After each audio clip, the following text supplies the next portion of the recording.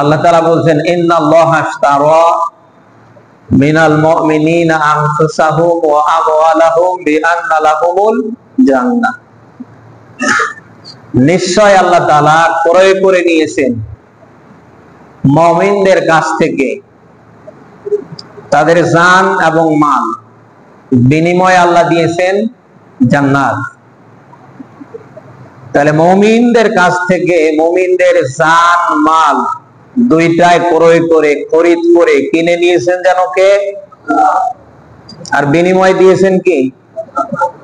বলেন। এই আয়াত থেকে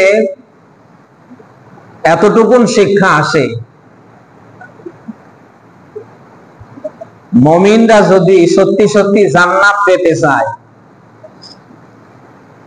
তাহলে মুমিনদের জান, মুমিনদের মাল সব উৎসর্গ করা লাগবে তার জন্য যেন? আল্লাহ। জান মাল দুইটাই কার? জান কার? মাল কার? আবার কিনে নিচ্ছেন কে? এই জন্য জান্নাত যদি আপনি পেতে চান তাহলে আল্লাহর দেয়া জান, আল্লাহর দেয়া মাল আপনাকে কোরবানি করতে হবে কার রাস্তায়? আল্লাহর রাস্তায়। এখন আপনি যদি মনে করেন যে না, ও আমার দরকার নেই, আপনি যত কিছুই করেন, যতক্ষণ পর্যন্ত আপনার জান, আপনার মাল আল্লাহর রাস্তায় আপনি কোরবান করতে না পারবেন ততক্ষণ পর্যন্ত আপনি জান্নাতের আশা করতে পারেন। আপনি সূরা সফ 10, 11, 12 তিনটা আয়াতে সেম কথা পাবেন। এখানে আল্লাহ তাআলা মুমিনদের সাথে এগ্রিমেন্ট করছেন। এগ্রিমেন্ট বোঝেন তো? চুক্তি করছেন। ইয়া আইয়ুহাল্লাযীনা আমানু হাল আদুল্লুকুম আলা তিজারাতিন তুনজিকুম মিন আযাবিন আলীম। খুব খেয়াল করে শুনবেন।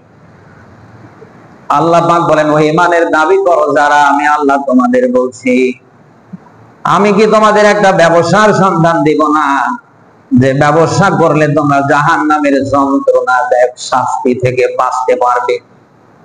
কে বলছেন?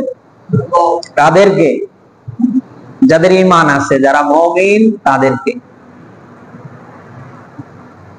আল্লাহ তাআলা বলছেন, ও ঈমানের দাবি করো যারা, যাদের ভিতরে ঈমান আছে, আমি আল্লাহর আখিরাত পরকাল সম্পর্কে যাদের ভয় আছে, আমি আল্লাহ তাআলা এমন কোয়ালিটিফুল মুমিন ঈমানদারদের বলছি, আমি আল্লাহ কি তোমাদের একটা ব্যবসার সন্ধান দিব না যে ব্যবসা করলে তোমরা জাহান্নাম থেকে বাঁচতে পারবে? সে ব্যবসা কি? সূরা সফের 11 নম্বর আয়াতে আল্লাহ তুলে ধরলেন, তুমিনুনা বিল্লাহি ওয়া রাসূলিহি ওয়া তুজাহিদুনা ফি সাবিলিল্লাহ বিআমওয়ালিকুম ওয়া আনফুসিকুম যালিকুম খায়রুল লাকুম ইন কুনতুম তা'লামুন। বলেন আল্লাহু আকবার। আয়াতের দিকে খেয়াল করেন। আল্লাহ তাআলা বলেন, তোমরা আমি আল্লাহর প্রতি ঈমান আনবে, আমার রাসূলের প্রতি ঈমান আনবে এবং তোমাদের মাল আর জান দিয়ে আমি আল্লাহর পথে জিহাদ করবে। কে বলছেন? কেউ যদি ঈমান নিয়ে আল্লাহ এবং তার রাসূলের উপরে বিশ্বাস রাখতে পারে, 2 নম্বরে আল্লাহর দেয়া মাল আর জান দিয়ে যদি আল্লাহর পথে জিহাদ করতে পারে, আল্লাহ তাআলা কিয়ামতের ময়দানে এই সমস্ত মুমিনদেরকে আল্লাহ জাহান্নাম থেকে বাঁচিয়ে দেবে। সূরা সফের 11 নম্বর আয়াতের শেষ অংশ ফলো করেন। আল্লাহ তাআলা নিজেই তার কথাগুলি তুলে ধরেছেন, এই কাজটা কত বড় দামি। যালিকুম খায়রুল লাকুম ইন কুনতুম তা'লামুন। বলেন আল্লাহু আকবার। আল্লাহ তাআলা বলেন, ওই কাজটাই তোমাদের জন্য উত্তম কাজ যদি তোমরা জানতে। কে বলছে? আল্লাহর দেয়া মাল, আল্লাহর দেয়া জান, আল্লাহর দেয়া জান, আল্লাহর দেয়া মাল নিয়ে যদি আল্লাহর পথে আপনি জিহাদ করতে পারেন, আল্লাহর দিন প্রতিষ্ঠায় যদি আপনার জান, আপনার মাল আপনি কোরবান করতে পারেন, একদিকে আল্লাহ জাহান্নাম থেকে আপনাকে বাঁচিয়ে দেবে। 2 নম্বরে সূরা সফ 12 নম্বর আয়াতে আল্লাহ তাআলা পুরস্কারের কথাগুলি দিয়েছেন। ইয়াগফিরু লাকুম যুনুবাকুম ওয়া ইউদখিলকুম জান্নাতিন তাজরি মিন তাহতিহাল আনহার ওয়া মাসাকিনা তাইয়্যিবাতান ফি জান্নাতি আদন যালিকাল ফাওজুল আযীম। বলেন আল্লাহু আকবার। আয়াতের দিকে খেয়াল করেন, আল্লাহর দেয়া জান আর মাল দিয়ে যদি মুমিনরা আল্লাহর পথে জিহাদ করে, সংগ্রাম করে, 1 নম্বরে আল্লাহ তাদের জাহান্নাম থেকে বাঁচিয়ে দেবে। 2 নম্বরে ওয়ায়াগফির লাকুম যুনুবাকুম, ওদের জীবনের যত অপরাধ সব আল্লাহ মাফ করে দেবে। 3 নম্বরে ওয়ায়ুদখিলকুম জান্নাত, আপনাকে জান্নাতে আল্লাহ প্রবেশ করাবে। এমন জান্নাত আল্লাহ আপনাকে দেবে যে জান্নাতের নহরগুলি নিম্ন ধারায় প্রবাহিত। কেউ যদি জান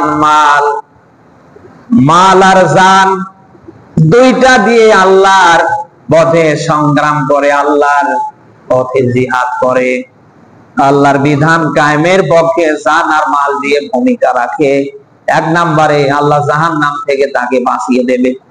2 নম্বরে ওর জীবনের সব গুনাহ আল্লাহ মাফ করে দেবে। 3 নম্বরে আল্লাহ নিজ হাতে তাকে জান্নাতে প্রবেশ করাবে। শুধু জান্নাতে প্রবেশ করেই আল্লাহ শেষ করবে না, ওয়া মাসাকিনা তাইয়্যিবাতান ফি জান্নাতি আদন, আল্লাহ তাআলা জান্নাতের ভেতরে তার জন্য নিরাপদ একটা বাড়ি ঘর বানিয়ে দেবে। যালিকা হুয়াল ফাওজুল আযীম। আর আল্লাহ তাআলা বলছেন এটাই হচ্ছে তোমাদের সবচেয়ে বড় সফলতা। কে বলছে? একই কোন হুজুরের বানানা, কোন পীর সাহেবের বানানা, কোন দলের বানানা? এগুলি কার? অথচ এই দেশে আমরা অনেক মানুষ আছি, নামাজ পড়বো অসুবিধা নেই, রোজা রাখবো অসুবিধা নেই, আমরাই যাব, হজে যাব অসুবিধা নেই। এই যে কোরবানি সামনে আসছে না, 5 লক্ষ টাকা দিয়ে গরু কিনে গলায় মালা ঝুলিয়ে গ্রাম ঘুরে আনন্দ উল্লাস করে জবাই করবে, গোশত জন্মের খাবে, অসুবিধা নেই। কিন্তু আল্লাহর বিধান কায়েমের জন্য জান দিতে হবে, মাল দিতে হবে, এটা যে আল্লাহর ফাইনালি রায়।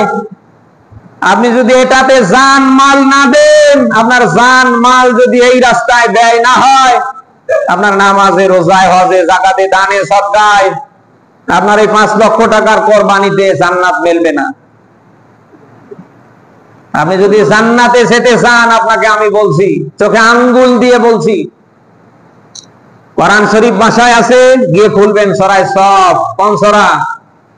10, 11, 12 তিনটা আয়াতে আল্লাহ তাআলা ঈমানদার যারা মুমিনদের সাথে এগ্রিমেন্ট করছেন।